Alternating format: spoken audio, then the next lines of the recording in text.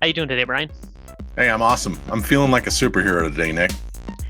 I know. Today we had Erik Qualman, Equalman, and I know you've brought up a ton of his books. Like when you and I have had solo shows together, you've brought up, his digital leader book quite often. So it was a really great conversation.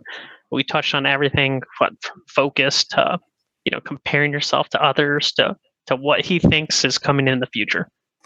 There are great tips and tricks in every one of his books, and I can't recommend him more. Whether you're a leader in technology, whether you're a leader of an organization, you're in marketing, you're in sales, he's got something for everyone. And this latest book that he's put out, The Focus Project, also delves into a lot of these health characteristics to make the best improvements for yourself, standing like a superhero, being only one among them.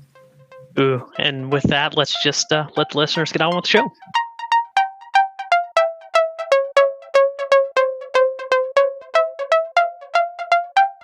Thanks for joining us for another edition of Lead.exe. I'm Brian Comerford in Denver, Colorado. And I'm Nicholas Wano in Washington, D.C. And we're thrilled today to be joined by Erik Qualman, known by many as Equalman, who's a motivational speaker, #1 best-selling author of numerous titles, among them Socialnomics, Digital Leader, What Happens in Vegas Stays on YouTube, How to Sell on LinkedIn, and most recently, The Focus Project. Erik's also the host of the Super You podcast, and he's produced the world's most watched social media video, Social Media Revolution. Erik, thanks so much for taking time out of your busy schedule to join us here today. No, thanks for having me. It's such an honor. No, All right. Thanks for being here. Yeah, absolutely. And we want to give our audience an opportunity to get to know you, for those who may not have heard that you're ranked among the world's most likable authors right after J.K. Rowling. So I'd like you to give a little bit of your own background. And I want to start with the most burning question, right? Basketball. And then digital. How? Right. Oh, so yeah, first of all, being ranked the second most likable author is a distant second. I think my mom even voted for J.K. Rowling. She's a huge Harry Potter fan. But no, I'm really lucky to do what I do. I've been in the digital space now 27 years. And in the last decade, I've been writing books and speaking around the world. I think we've now been to 55 countries. We've reached over 50 million people, both in person and also digitally. So it's been a wild ride, and I don't know if you wanted me to get in the basketball piece or No, go for it. Go for it. I think it's a curious leap, I think it's relevant for what we do, all of us, because everyone that's listening understands it's really about that grit and that grind. No matter what you're trying to do, it's like, can you stay? You have the initiative, right? You have the intuition to do something, and then who's going to have the perseverance? Who's going to stand through it? Who's going to have that grit? And I love basketball growing up. I mean, 8th grade, I wrote a magazine called Swish Magazine. It actually had people advertise in this magazine. When I say people, it's mainly my dad, but kind of that entrepreneurial spirit. But I got cut as a junior in my high school team, didn't make varsity. And so then I go to college. I go to Michigan State University, and I still love basketball. So I got to get involved. So I'm going to go out for the manager. That's like the water boy. Right. And at Michigan State, top 10 program, you got to try out to be the water boy. So here I am, ecstatic that I made water boy. And the first 2 years I'm the manager, and then all of a sudden the dream just hadn't died. I go, I gotta play college basketball and at the highest level. And so literally just put on the weight, 50, I think it's 60 pounds, put on 50, 60 pounds, and then wow.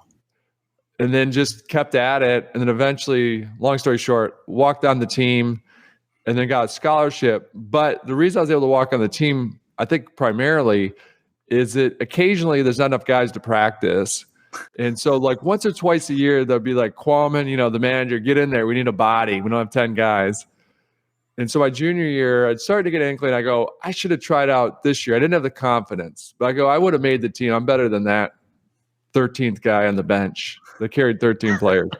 And so it was that day they go, get in. I'm like, this is my shot. This is my shot.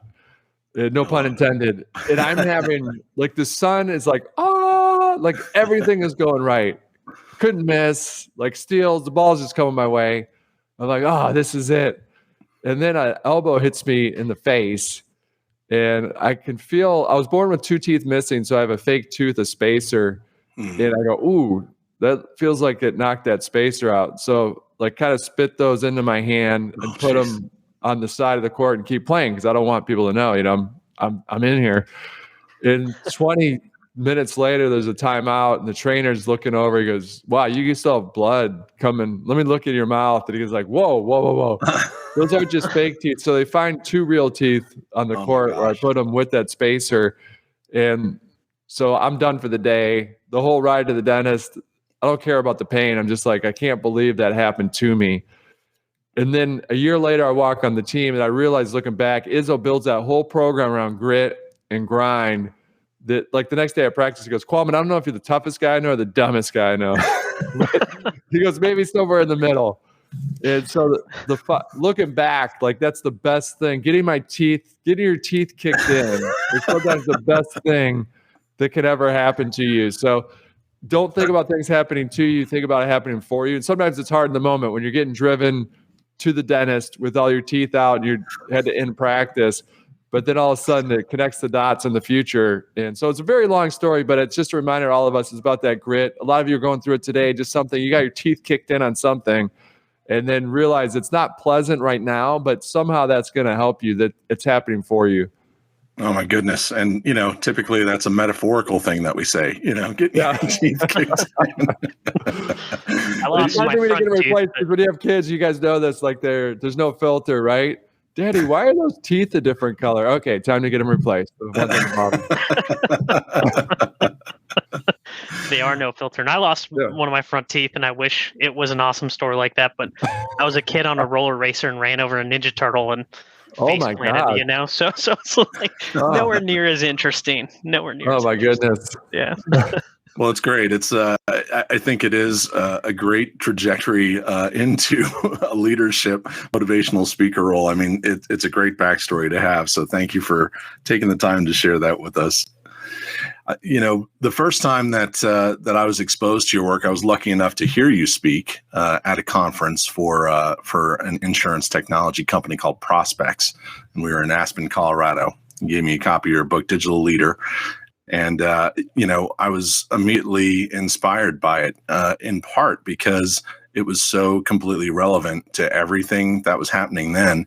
The irony is, now this book's, I guess it's more than a decade old, right? And it still couldn't be more relevant today.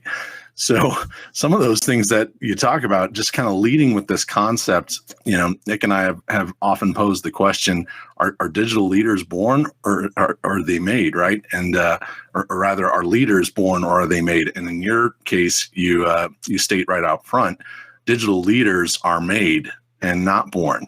Can you talk to us a little bit about that? Yeah, and it's funny. My new catchphrase is digital leaders aren't digital. That sounds counterintuitive, but it's really Jetsons, Flintstones, that you still need a human being to lead and to help lead everyone together into that transformation. So it's a beautiful thing. When I talk about that transformation, a lot of you listeners, you're facing this, and it can be frustrating because some people don't get it. They're like, wait, I thought we did that. Are we done with the transformation? I thought we did that weekend, the offsite, and we worked on it for like a month. We're good, right? No, it's like painting the Golden Gate Bridge. As soon as you're done, you got to turn around and repaint it. And so the transformation's an all the time kind of thing. And the beautiful thing is about digital leadership is they're made, not born. And so knowing that technology changes every second, but human nature never does, what I wanted to uncover, not only for myself, but then hopefully I always start a book with the readership of one, me. What am I struggling with?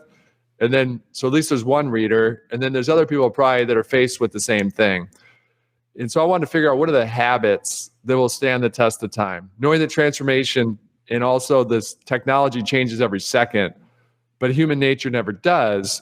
What can I as an individual and as a leader practice, have those habits each and every day to where it doesn't matter what changes. I'm gonna be protected for the future because I'm gonna help design it because I practice these habits each and every day. And that falls squarely into really that sweet spot that most of us who work in technology in particular are looking for, right? Which is innovation, right? It's that coveted end goal, right? Mm-hmm. But Right. part of what you're talking about is it's really, we have to have this agility, right? It's never an end goal. It's always morphing and in transition. And how are we really designating, what that goal is, but continuing to augment, ultimately what it may mean or how it may impact. So I know in one part of Digital Leader, towards the end of the book, you talk about the concept of flexible or firm in destination and flexible in path, right? Which to me is, that is what, agile practice is really, built upon. Yeah, no, you're right. If you look at it, firm in your destination, flexible in your path. And so what that looks like is, for example, if I'm going to use this person just because most people know who this person is, but if you look at Steve Jobs, and so his firm destination, I want to put a dent in the universe. And then at the age of 30, a lot of you recall he's fired from Apple by the board. So the company starts, hey, we don't need you, get out of here. He's not too happy about it, but he goes and starts Next Computers, and then he becomes the CEO of Pixar. And then Apple, a couple of years later, they're going through dire straits, about to possibly go out of business. They go, let's roll the dice. We got to bring Steve back. That's our last chance. And he comes back. He's a much better leader because of his time at Pixar. And then also, they use some of the software that they developed at Next in the new MacBooks. And then so at the time of his death, he puts that dent in the universe. They have the largest market cap of any company in the world at the time of his death. And then arguably both good and also bad. Eventually the iPhones changed our behavior more than anything that's come out in the last 30 years. And so it's really about that firm in your destination and then also flexible in your path. And it's funny because the Socialnomics book, it's 10 years old. There's some stuff that's already come to fruition and some stuff that I'm shocked hasn't happened. It's going to happen. That's not a question of if, it's when. But you recall, I'm thinking through all this because you've got me started on this thread with the teeth that things happen for you, not to you. Right. Steve Jobs, right? It's firm destination, flexible path. He's not happy, gets fired. But in the end, it helped him because he may have never gone on to become CEO of Pixar if that didn't happen. It helped his leadership. And so it helped him come back. And then when I was writing Socialnomics, I was living in Boston, and properly said. Yep, and of course it's Boston. So the apartment complex my wife and I are living in, there's like this mafia control over the cable connection. I'm like, no, I just want like satellite dish, whatever, Comcast, what is it? And they're like, no, you got to call Larry. I'm like, what do you mean I got to call Larry?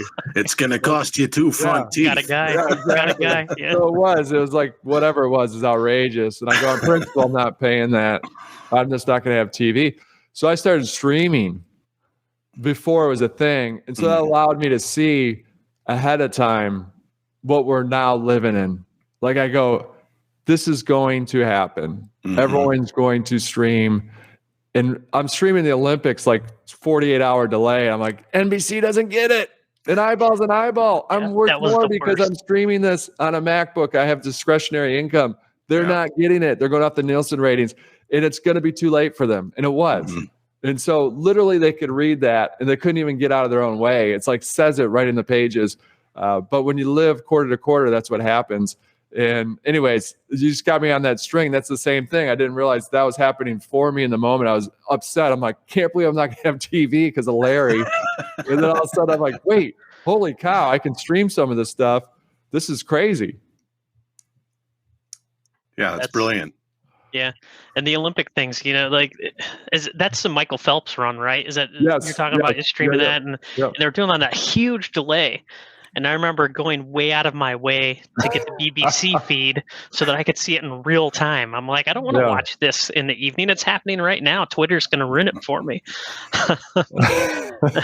So when you're talking about taking some of these, situations where bad things are happening, like how do you frame that to flip it around? Like the Steve Jobs example, right? He got ousted out of a company that he started he had to feel terrible when that initially happened, right? So like how do we take those things and flip them around to get a different mindset around it? Yeah, no, it's mindset is exactly that. It's where's your focus goes, your energy flows. And so I'm going to tell you this because not that I've mastered focus, far from it, right? It's a learning process. I'm trying to get 1% better each and every day when it comes to how do I focus? Where does my focus go when something like that happens? So the key is not to be a Pollyanna. This is all the research. So I did a ton of research and was like, here's the institutional research. Here's me as the guinea pig. And then so I can kind of tell you what worked for me, but it might not work for you. This other thing might work for you. But when you look at it, it's like, don't live there too long. So you want to kind of like, this stinks. All right. But me sitting here saying it stinks isn't going to do much for me. So let's focus. Where does my focus need to go now? So Steve Jobs, he might go, okay, but focus might be like, well, I'll show them. I'm going to start a better version over here. Mm-hmm. And so depending on what you're in your DNA, a lot of people, that's what they go to. It's like, okay, oh, you rejected my book? All right, I'm going to look forward to like you seeing that in the airport in the #1 bestsellers list, and you're saying you passed on that book. You know, so it depends on what's your DNA is made of, but it's really just trying to figure out, okay, what I need to focus on now. So allow that kind of, that's not good, I don't like this, to kind of go through that process. And on the other end, okay, here we are, here we're going to focus. Here's how I'm going to focus. Here's how our team's going to focus. And one of the ways you can do that, so is, and a lot of you know this, I know this, but I don't do it every day, even though I know I should. And I'm like a person that just wrote a book on focus. So it's like, this is how hard it is. This is how hard it is that the night before, you should write down what's the most important thing. What's the one thing that's going to make everything else either easier or unnecessary? If I execute well on this one thing, it'll make everything else either easier or unnecessary. And so when you write that down, it actually makes you sleep better because your brain, you've tricked it to think, oh, I've taken care of that for now. But also you're a step ahead when you get up in the morning, and you got to make sure that you attack it during your power hour. And you're probably like, what the heck's a power hour? So power hour is, we function best basically within the hour that we naturally wake up, because our brain's somewhat like the cell phone, that over the day it loses its charge. Mm-hmm. And so most of us start answering email just because it's easy. We can see a number, it gives us a dopamine hit, but that's the last thing we should be doing. We should be attacking that one thing we wrote down the night before that's probably going to require actually the most brain power. Usually that's the case, the one thing you need to do. And so I'm curious to know power hour, because you're either going to be a robin, an eagle, or an owl. So if you guys, so it's Saturday and you're going to wake up. So it's Saturday and let's say there's no kids, there's no alarm set, you don't have anything scheduled. Like, I know it sounds like a fantasy, but let's just say that that's the case. When would you naturally just wake up? I'm a morning person. I'll wake up at 7. Okay, 7? Yep. Yeah, I'm not going to. I'm going to take advantage of sleeping in every time.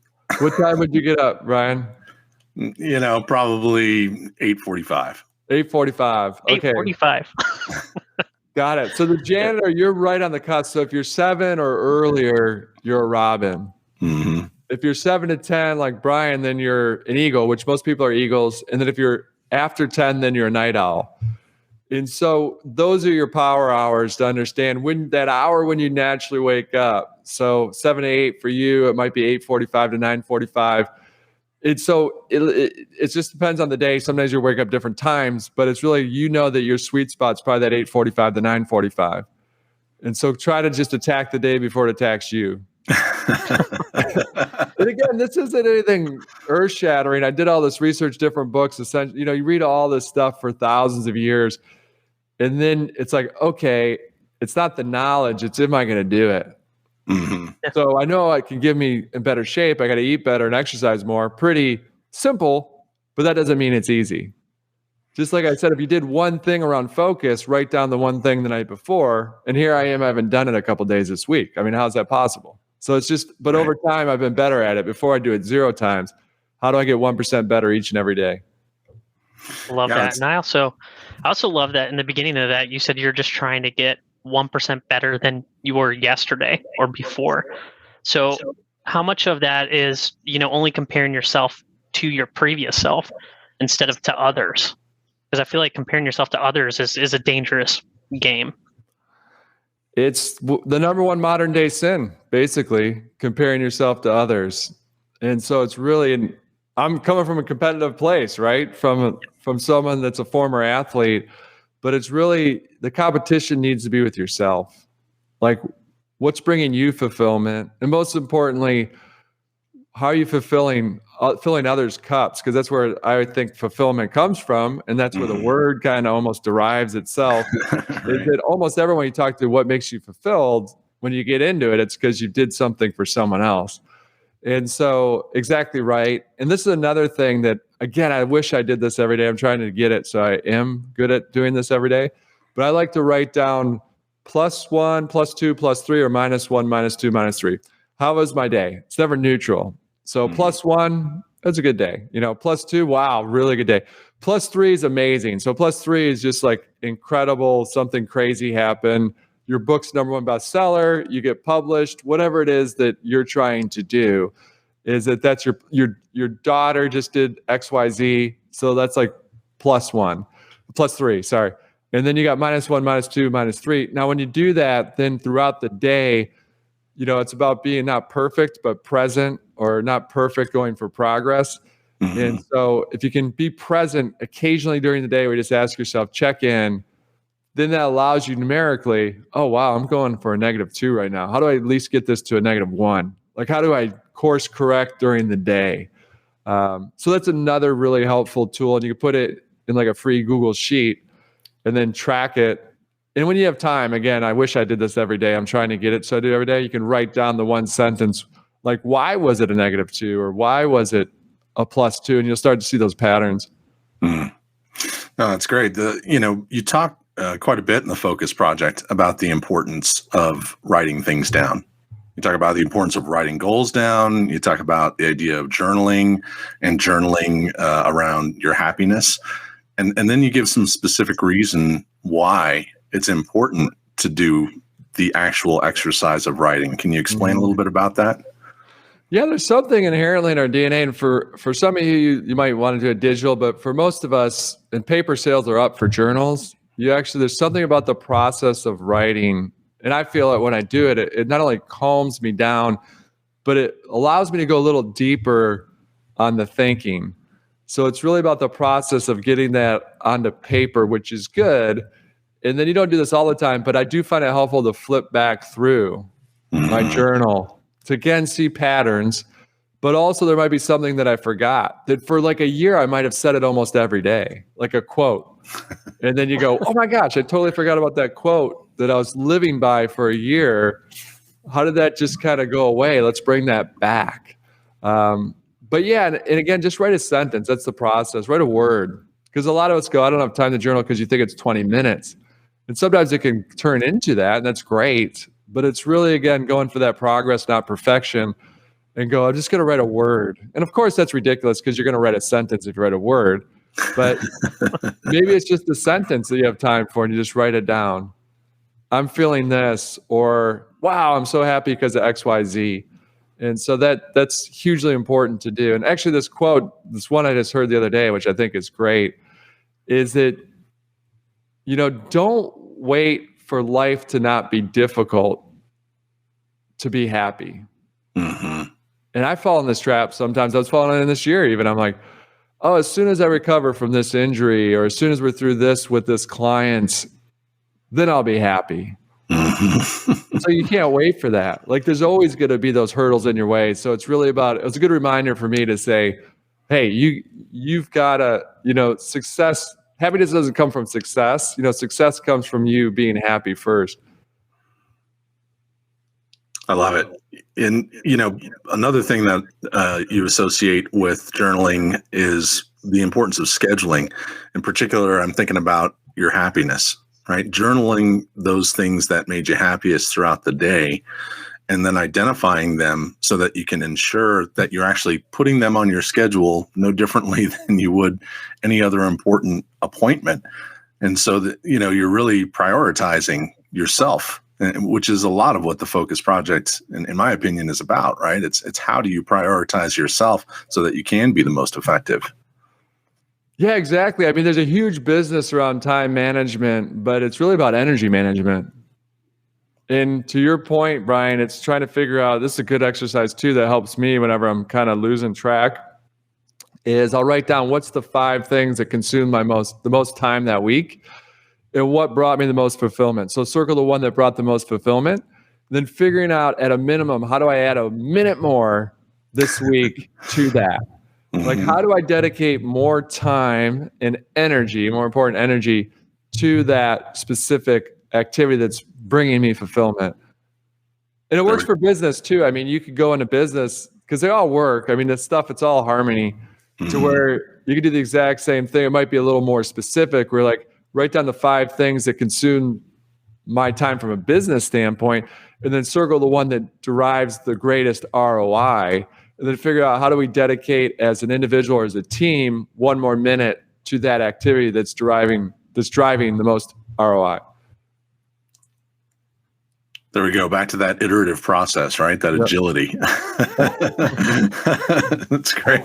So, since we're talking about the Focus Project, we've kind of shifted over into that domain. I want to ask you, and this is kind of tongue in cheek, but which came first, the principle of the importance of rest or the sponsorship of Sleep Number?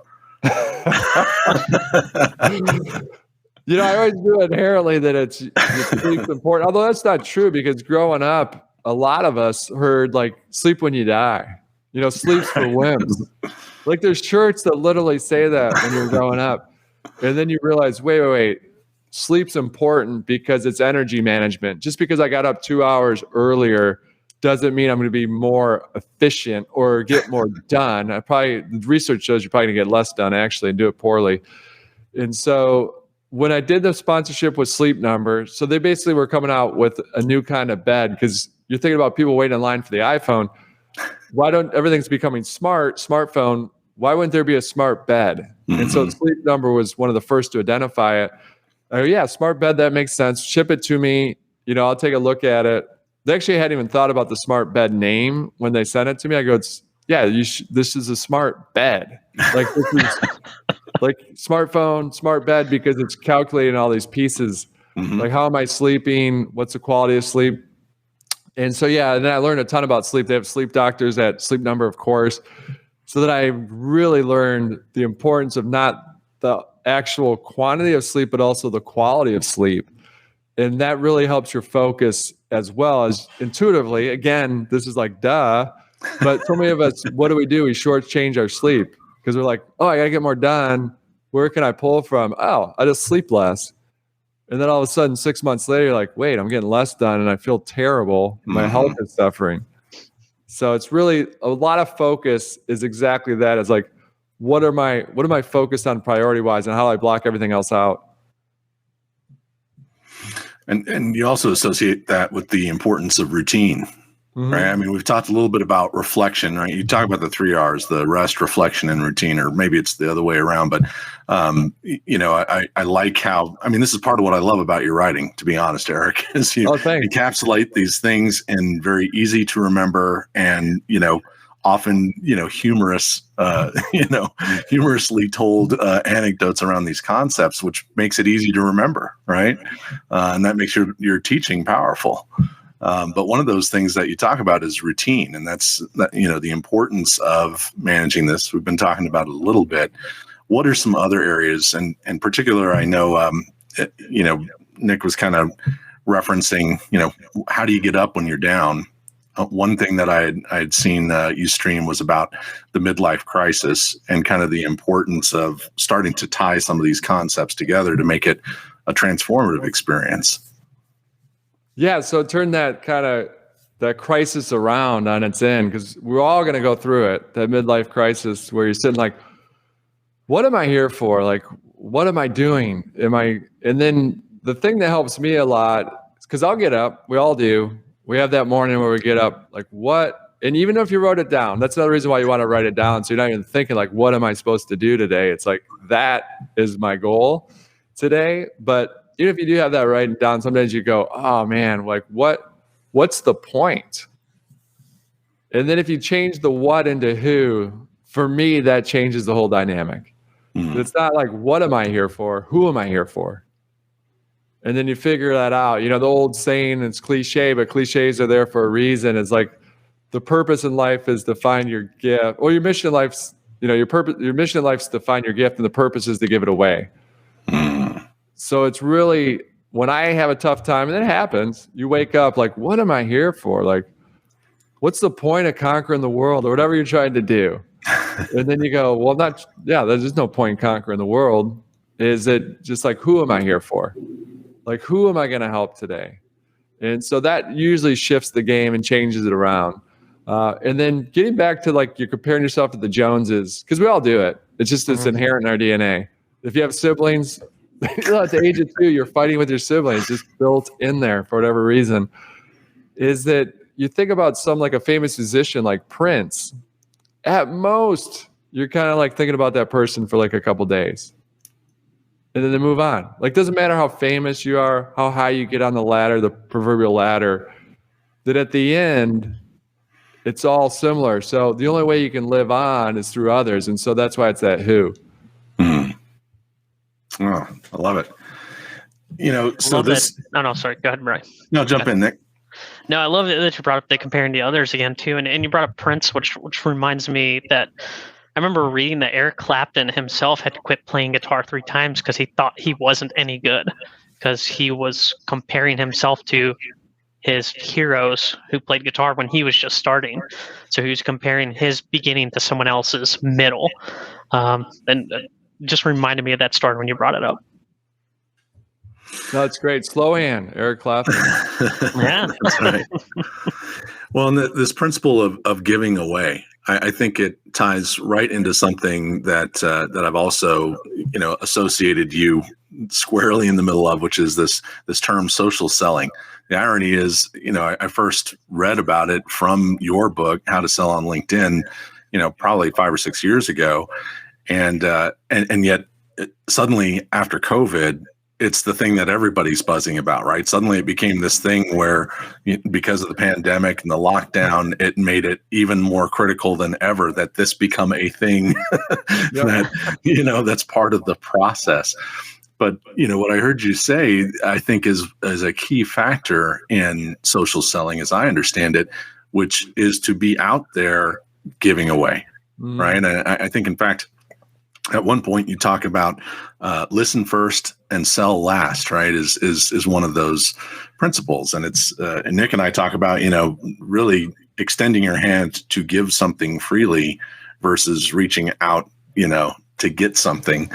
Let's talk a little bit about social selling, if we could kind of shift gears for a moment and riff on that for a bit. So you look at social selling. For those that don't know what social selling is, it's essentially using a lot of these tools out there, where it's LinkedIn's the most prominent from a business standpoint, but it depends on what industry you're in. If you're in a decorating, it could be Pinterest. For weddings, Pinterest. If you're in the dance moves, it could be TikTok. It doesn't matter which tool. But it's interesting because what I always say is it's Flintstones and Jetsons. So all digital leaders understand it's Flintstones and Jetsons. You can't replace Flintstones, which is face-to-face. But when time and distance are an issue, you can use these tools to deepen relationships and start relationships. So you can't replace coffees and lunches. We learned that the hard way the last 400 days. And I said time and distance are an issue. I had no idea when I wrote How to Sell on LinkedIn that safety at some point would become an issue. So now you layer in time, distance, or safety in this past pandemic, then you can use these tools for those relationships. And we saw how much we need it when you started to Zoom with your family members on Friday for a happy hour. And you're like, why don't I do this all the time? Because we jam our schedules way over packed. That's why, and you're probably not doing it anymore. Those Zoom Friday happy hours, which were glorious. But they don't replace the actual happy hour itself. Meaning, if you can be face-to-face, there's oxytocin transfer, it's in our DNA, that it's all Flintstones, but it's that combination of the two in the world we live in. And when we think about social selling, inherently selling, like Daniel Pink went over this in his book, Drive, that salesmen, we think about that, like it's all these negative words. And so they need to rebrand selling, because if you do selling well, you're basically listening. And so if you're in the offline world, most of us, it's in our DNA, including myself. You walk in a room, you might instinctively say, who in this room can help me? When you need to invert it and go, who can I help in this room? And the same holds true when you get out there digitally. Going out there, it's going to be in your DNA. We've all done it. I've done it. It's like, here's my new book. Here's this thing. Here's this. This is about me. Here, check it out. Come check it. Instead of doing what I call posting it forward, which is shining the light on others. Like, take that selfie and do the unselfie. And so fight that DNA. Get out there. Figure out who you're going to shine the light on out there. And Adam Grant's book's great because he goes into real depth on this, both in the offline and digital world. It's called Give and Take. That if you look at the research, the more you give, the more you're going to receive to a point. You can't just be like saying yes to everything. That does not work. But it's about, okay, I'm going to help as many people, respecting my capacity, being focused on what I'm trying to do as well. But if we can have win-win situations, or when I'm looking out for other people, long-term, you give someone what they want, you get what you want. Nothing new, but it's just got that social digital twist to it that when you go on that digital arena, so to speak, or those digital landscapes, don't forget that. It crosses over into the digital world. I like that you bring up social selling too, right? I'm pretty active on LinkedIn, have been for the past couple of years. And I can tell people who are just looking for something right away because they just ask you a lot of questions and don't listen to anything you're saying. So it's like, so what do you do? It's like, I'll tell my profile. You can read that, But it's like, so you feel like sometimes with those people, you're just being qualified as a client when they're just asking you questions. When everything you said, I totally agree with you. It's about playing the long game and building a relationship from there. And it's the same thing we would do in person, right? That's why I used to hate going to in-person networking events, because it can feel like the exact same thing too when people are trying to qualify a lead or a client right away. So I love that you bring all that stuff up. Yeah, in fact, one of the commandments that you refer to in How to Sell on LinkedIn is find, but that's different than what Nick just described is sort of the opposite of that. Right, you're just trolling people. Yeah. It's like, this person might be a prospect. Let's start hammering them. But as I understand it, to find means that you really spend some time doing some research. Not just looking at a profile, but looking at what's important to what people are posting. Seeing sort of the patterns that emerge from either what they're passionate about, where their pain points are, and then that's what can ultimately drive the engagement. And then you've also established your brand as someone who's got some authenticity versus you're just there, to glad hand somebody so that you can get some money out of their wallets. No, you're right. The best people understand this digitally and also offline. And offline, we've lived with it a lot longer, so people understand that concept better. But at a networking event, you're at the networking event, and this happened to me. I mean, this lady, she was super sweet, and I'm talking to this lady. She's a little older, and I'd like to say my brain probably didn't creep there, but it probably does. You're like, I need to go talk to that person over there. But it was a great conversation. Is like letting her tell her story, which was awesome, and she was super interesting. And at the end, I'm like, oh yeah, but it doesn't sound like you're in this industry. Like, what are you doing at this cocktail reception? She's like, oh, that's my husband, and he's the chairman of the board of the Fortune 100 company, like the biggest person in the room. And so it literally does pay to pay it forward and post it forward. Mm. That's great. Well, active listenership is, one of those terms that we hear a lot around that as well, right? And that can be a key driver in establishing those relationships. And it may help really answer some of those questions, maybe not today, but long term. Where could there be an opportunity for me to come back and provide a solution for someone based on what I'm hearing? Yep. Yeah, that's great. So, and you talk in Socialnomics about sort of this transition from word of mouth to world of mouth, which I love. I love that you always have these plays on common terminology. And part of that, you connect into the 4 C's of digital. Is that something that you can just kind of rattle off for us? Because I think it's worth kind of exploring some of those things. Yeah, I might have to go to the archives. It's a decade ago, but the core creating, concept, curating, connecting, and culture. yeah, there you go. So those are the 4 C's, because it's really played off Michael Porter's The 4 P's. And so when we look at those 4 C's, it's inherently what we've been speaking about here today. It is a lot of it, like you think about curation. So people ask, how many times should I post? And it's like, well, first of all, get away from anyone that says you should post X amount of times per day, because it's not a formula like that. The formula should be, do I have something of value to post? Okay, so then how do you help me out? Because that's kind of nuanced, that's kind of qualitative. Well, I always say 3-second rule. If you have to think more than 3 seconds, whether it's appropriate or if it's of quality, like people should know this, then it's not valuable. Don't post it. You think about email, it only becomes spam once it's not of value.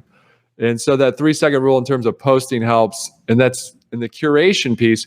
Curation meaning that if you're posting, say, 20 posts this month, that primarily they don't have to all come from you. Like, it's great when it comes from you as an individual, very personal, but you only have so much energy and time. And so a lot of times a value is to curate so that you know what your audience wants. And you go, oh, I read this article. That's fascinating. I know that this part of my audience will enjoy that as well. Mm-hmm. So let me just maybe put a sentence why it's valuable to read this article on why you should maybe invest in blockchain, whatever it is. That check this out, you'll enjoy it. So that's the curation part of those. But when you think about those 4 C's, it's really about just doing it intuitively over time and collaborating with the right people. So no, it's great. It's fun to see some of the stuff. It's almost intuitive now, 10 years later. Other stuff, I'm like, oh my gosh, I can't believe we're still asking that same question 11 years out. But things move slow till they're fast. It's so true. Mm-hmm. Think about virtual reality, which I'm not a big proponent of. I mean, I know it's going to happen, but I'm not a big fan of it. I think it's overhyped. But that's been around since '84. So the stuff sometimes takes a while. Or you'll think about mobile voting hasn't happened. So when it happens, it's going to be swift. Mm-hmm. We won't touch that sore spot of a topic. Yeah, exactly. It's still I never foresaw this year. Like, this year was crazy because I was talking about mobile voting for 12 years. I'm like, uh-oh. So it's always been debate. Anyways, we won't get into that. No, I think it's definitely a topic worth exploring, but it's one that'll easily suck up the rest of our time. Right. But the pandemic accelerated. I think it was only 11% of all orders came from non-traditional retail means. Meaning basically 11% came from e-commerce. Now it jumped to 27%. Mm-hmm. So when upheavals like this happens, that's when it accelerates. It pulls the 5 years forward quickly. Yeah, it really does. And earlier in the conversation, Erik, I heard you mention that there are some things that you had written about in Socialnomics that had not yet come to pass. Maybe VR is one of those things, but can you pick off a couple more that are still? Yeah, for sure. The biggest one, it's shocking. It was online voting. So that hasn't happened. Mobile voting.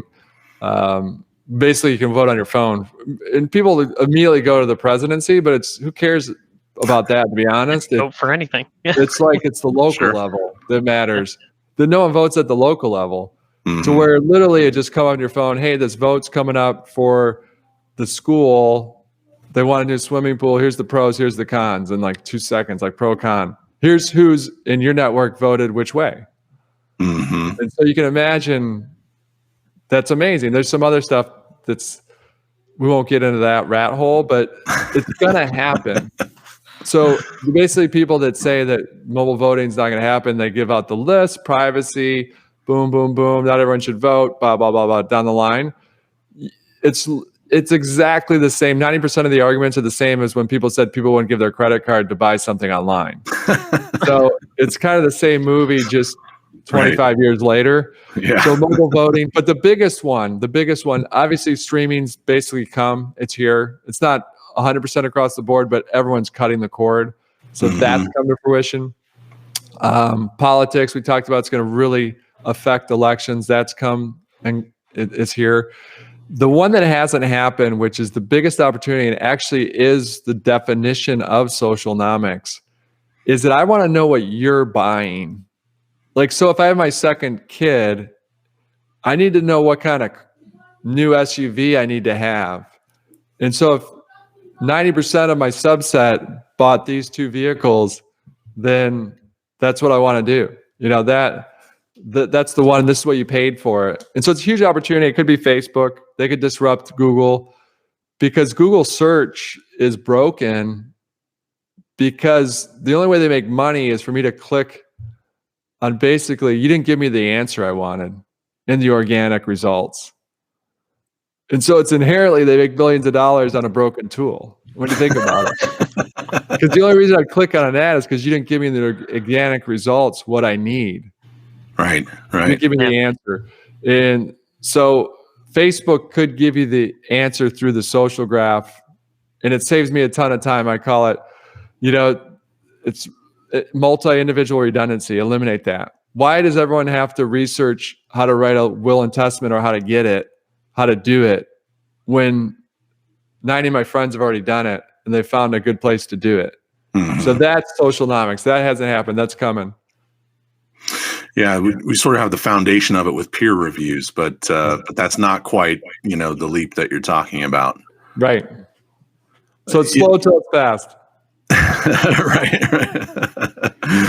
And I think one final component to that, it has to do with brand.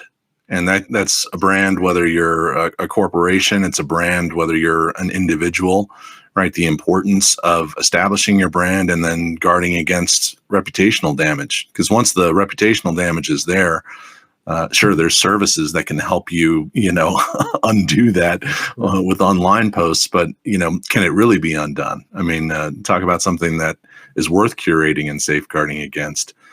So I know you get into the importance of brand in a number of your books. What are some of the more salient things that sort of leap to mind in your bag of tips and tricks? Yeah, no, we go into depth on this, on what happens in Vegas stays on YouTube. And then so many schools were using it, middle, high school, and colleges, that we have what happens on campus stays on YouTube as well. But at the highest of high levels, all of us have what's called the digital stamp. And it's comprised of a digital footprint. That's what we post about ourselves online, post about our brand, service, company. But we'll stick at the individual level for this answer. And then there's also digital shadow. That's what other people post about us online. Now, collectively, those form our digital stamp. So if you have a teenager, it's not like get off this, stop doing this. It's really, you want to produce your best and then protect it. Mm-hmm. So in producing your best digital footprint, and then that allows for your best shadow, and that allows for your best stamp, which is kind of a fancy term for your personal brand, which is a modern term for your reputation, which you alluded to. Reputation's everything. So it's really about producing your best and protecting it. It's not about being perfect. When you have that mistake, it's about, I call it being flawsome. Just be as flawsome as possible and say, whoops, made a mistake. Here's what I'm doing to fix it. And then follow through and actually fix it. And that'll help you out. Actually, books that have a 4.5 star rating on Amazon sell better than ones that have a 5 star, because it looks more legit and you understand who the reader isn't. And so it helps out. It's like they sell better because it's got some information about why you might not like it. But that's about it. That's it. That's my super fast spiel on that. That's Flawsome. Thank you, Eric. Well, so Eric, as we're wrapping up here, this is a question we ask all our guests. Is there a book or a piece of media or something that's had a big impact on you that you'd like to share with everyone? Yeah, Dale Carnegie's, not his How to Win Friends and Influence People. That's a great read, but it's his other one, Stop Worrying and Start Living. It's still salient today. It's written in the 30s, but it's just, it keeps you on track, because we all fall into that spot. Like we started off this conversation, we're like, what's going on? Like, what am I doing? It's like, okay, stop worrying, start living. Brilliant. As a one more follow on to that, Eric, of all of the books that you've put out there, for one of our listeners who's interested in, just sort of, getting the Erik Qualman experience, what's the one to start with, in your opinion? The Focus Project, just because focus, all of us need it. So even if you're everyone talking about, most of the people that read it are actually better than most at focusing. So it's just a good reminder on some tips and tricks that can help you at the highest of high levels. And then that allows you to then go into the other books. But that one's salient for for almost everybody out there you think your hair is on fire at the end of the day and you go, I'm not going to do that again tomorrow. And then it's rinse, wash, repeat. And so again, it's really helpful for me to this day. That's why I wrote it, because I go back to it and reread it. Very cool. Hey, can we finish with standing like a superhero? Yeah, I've got shorts on, but we're good. Well, I'll stay seated because I'm so tall. I'll just kind of do it like this. So the explanation behind this is that there is a physiological reason. I know that, we've talked with a number of different guests about sitting being the new smoking and the importance of actually standing, but you take it to another level with standing like a superhero. You got a quick anecdote on that? Yeah, just make it happen, because what it'll do, motion creates emotion, which creates energy, and it reduces the cortisol for most of us, not everybody, but give it a test. Stand for like a superhero for 2 minutes, which you know what a superhero stands like. I won't explain how to do that. Do whichever superhero you do, and it'll reduce cortisol, stress-reducing hormone, by up to 20%. But at a minimum, it creates motion, which always creates energy. So at least at a minimum, you'll have that. So it's just make it happen and do it. Stand like a superhero. You're all superheroes. It's all about unlocking and unleashing that power on the world. That's awesome. You heard it from Equal Man, Erik Qualman. Thank you so much for joining us. Erik, if people are looking for you, where can they find you? Equal Man, just exactly how it's spelled sounds. Equal Man across the board, and don't hesitate to reach out. All right, perfect. And we'll be sure to post all your social stuff. And I believe you have a podcast too, Super You podcast as well. All right, so we'll be sure to post all that stuff in the show notes. Great. I love it, guys. I got to run, but thanks for having me on today. No worries. Thanks so much for joining us. All right, take care. Bye, Erik.